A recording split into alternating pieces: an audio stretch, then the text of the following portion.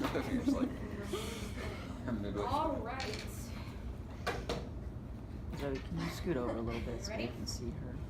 Scoot over a little bit. Okay. So, my presentation is on Coca-Cola, largely because as recently as a couple of years ago, I used to drink a Coca-Cola probably 2 or 3 times a day. And then about last year, I switched to Diet Coke, and I did feel a little bit healthier after that. And then more recently, I've stopped drinking soda altogether. And you might understand why after some of the things in this presentation. This really ominous quote on the front comes from someone in the Coca-Cola Corporation, but I'll get to that a little bit later. But let's start with the basics, the ingredients of Coca-Cola. On a product, as you might know, the ingredients are listed on the back in order from the most prevalent to the least. And the first ingredient you're going to see in a can of Coke is carbonated water. That's what gives it the bubbly texture, and that kind of dissipates when soda goes flat. The second ingredient listed is high fructose corn syrup, which is used as a sweetener. And as this little cartoon says, it's pretty much in everything, as you might have guessed. The next ingredient listed is caramel coloring, the thing that gives it that distinctive brown color. So this chart comes from U.S. Consumer Reports, and it's actually a record of how much 4-mel, which is a known carcinogen, a cancer-causing agent, shows up in soft drinks, usually in the caramel coloring. And this is really small on here, but basically, like, this is the line of safe levels. Coke and Sprite and things like that in here are on the safe side, where some other drinks actually do exceed safe quantities. Something interesting about that, the California state law mandates that the presence of carcinogens has to be present on the label over a certain amount. And while Pepsi said they were operating in safe amounts, several tests revealed that wasn't the case, and they actually had to change their formula a while back when they got caught. Coke so far hasn't had to do that. The next ingredient on the list is phosphoric acid. That's the breakdown of it. That's what gives it that crisp bite, I guess is how I would describe it. But it also serves to kill mold and bacteria that would otherwise live on all the sugar that's in the corn syrup and Coca-Cola. So phosphoric acid is actually pretty corrosive, and it eats away at your tooth enamel. And even though some people think they should drink like Sprite or the clear color sodas because it's better for your teeth because it's not a dark color, that actually has more acid in it, and that's worse for your teeth than dark soft drinks like Coke. The next ingredient listed is natural flavors, which I've represented with a question mark. I will spare you the 16-line quote on what the Code of Federal Regulations says natural flavors can be, because it literally can just be anything, and you don't necessarily know where they get it from, and that's legal. The last ingredient listed is caffeine. Now this chart about the amount of caffeine in a drink is actually from the Coca-Cola website directly. They seem to be pretty proud of the fact that Coca-Cola doesn't have as much caffeine as, say, even a cup of tea or a plain chocolate bar. All right, and obviously Sprite, as you might know, is caffeine-free entirely, another one of their products. So certainly coffee and energy drinks have more caffeine than Coca-Cola.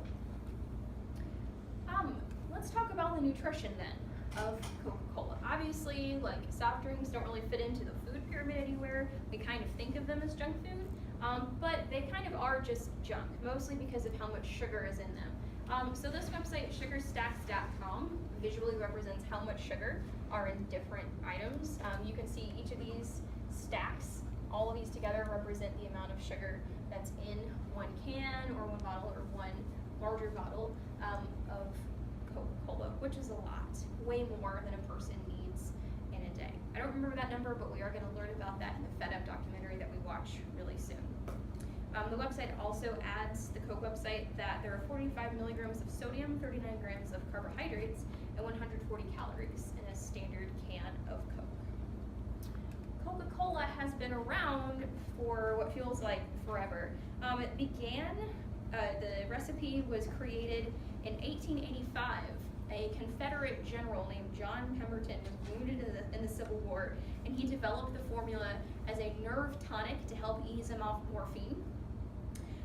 Some of that original natural flavor in Old Coke came from the coca plant, which is also the plant that cocaine comes from. So if you've ever heard middle schoolers on the school bus say, oh, well, they used to put cocaine in Coca-Cola, like, that's not entirely true. They just both come from the same source. but Coca-Cola did take that ingredient out quite some time ago. The company itself has changed hands several times. It's not the Pemberton family that owns it. Their big early development that sort of launched them as a brand was the invention of high-speed bottling. So very quickly getting soft drinks into bottles to be transported other places instead of just having to mix it at a soda fountain. And that revolutionized the soft drink industry. It sort of created the soft drink industry, and Coke was the leader of that. And they were definitely selling the most by the turn of the 20th century. And it's gone through many corporate changes and line extensions, but this logo has stayed the same since the 1800s. That Coca-Cola is written exactly as it is on this aluminum can in 2007 or a bottle today. Unlike Pepsi, it's often criticized for going through so many different logo changes.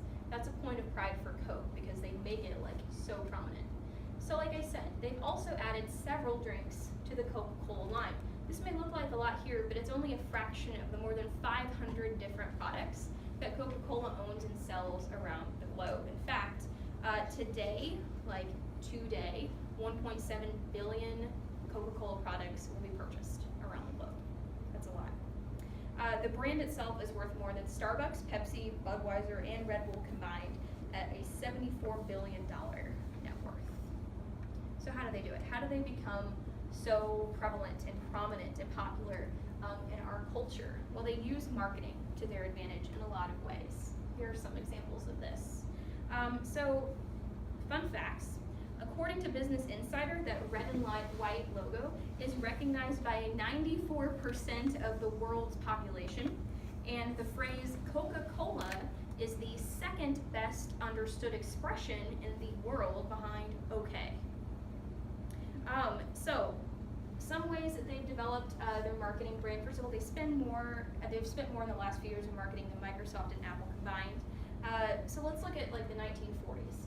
In the 40s, they guaranteed that every U.S. serviceman, wherever they were in the world, would be able to buy a bottle of Coke for 5 cents, no matter what it cost them to ship it to them. And that seemed like a pretty extreme expense for them, but it worked in their favor. I mean, one, like they supported the troops and got positive attention for that, but also all these servicemen came home hooked on Coke. That was their preferred drink.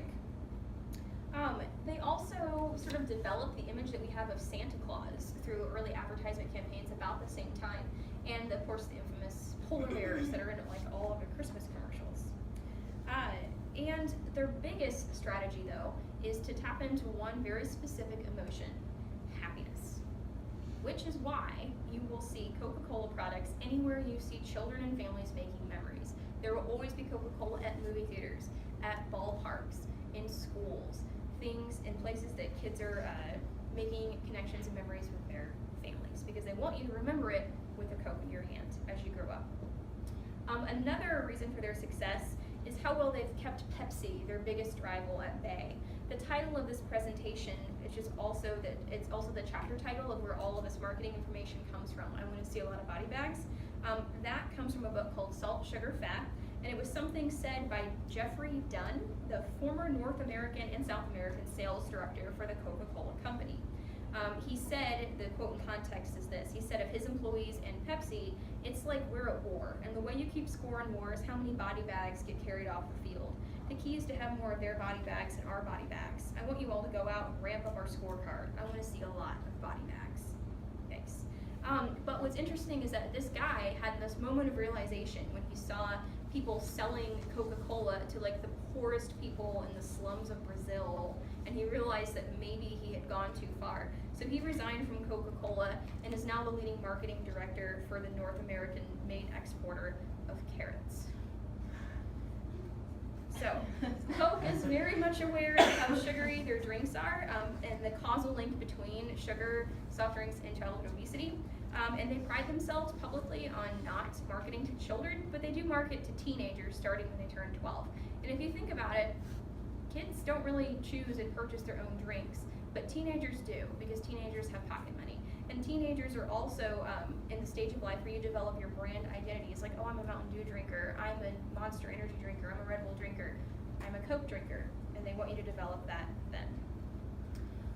So, some notes about the packaging itself. An actual can of Coke, which you really don't buy, you buy it in a larger multi-pack. The cans are very simple.